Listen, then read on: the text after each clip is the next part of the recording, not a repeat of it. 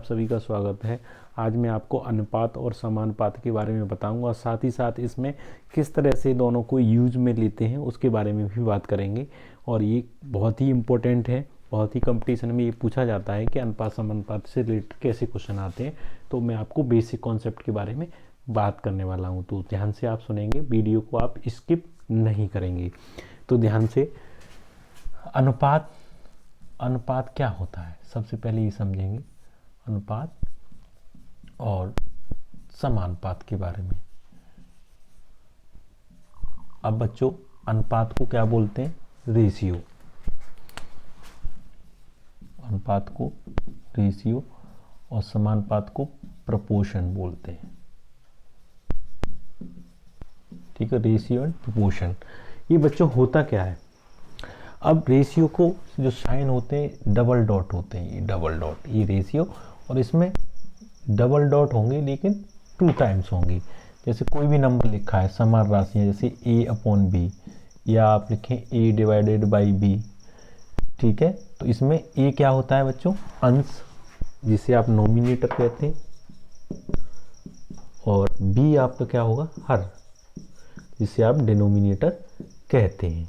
ठीक है, इंग्लिश में नोमिनेटर और डिनोमिनेटर की फॉर्म में आप लिख सकते हैं। इसको आप ऐसे भी लिख सकते हैं a/b, यानी a/b, तो ये अनुपात होगा।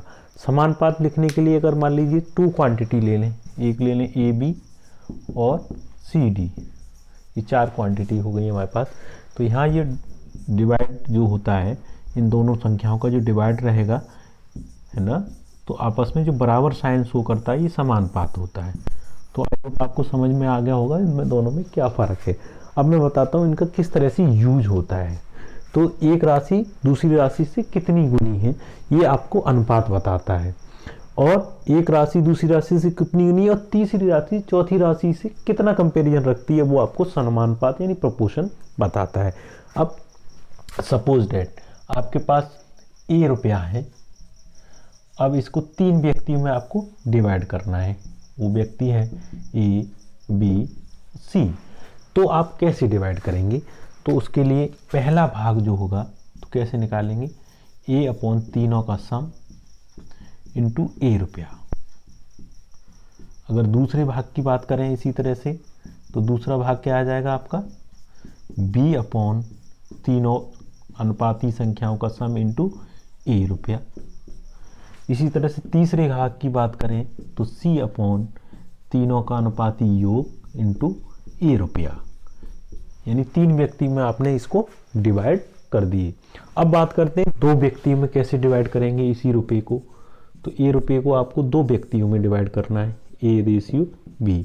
तो इसमें पहला भाग निकालेंगे तो a/a+b इंटू ₹a। अगर दूसरा भाग निकाल दें तो ये क्या हो जाएगा? b/a/b into ₹a।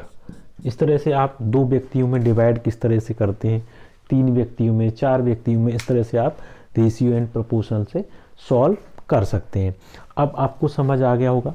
अब मैं बताता हूँ आपको अनुपात और समानुपात में, और प्रथमानुपाती, द्वितीयानुपाती, तृतीयानुपाती, प्रथम संख्या, द्वितीय संख्या, वर्गानुपाती, मूलानुपाती, घनानुपाती, वर्गमूलानुपाती, क्या क्या सिंबल यूज किए जाते हैं उनके लिए। वर्गानुपाती पूछे तो वर्ग कर दीजिए, घनानुपाती पूछे तो घन कर दीजिए, क्यूब, और वर्गमूलानुपाती पूछे तो वर्गमूल ले लीजिए।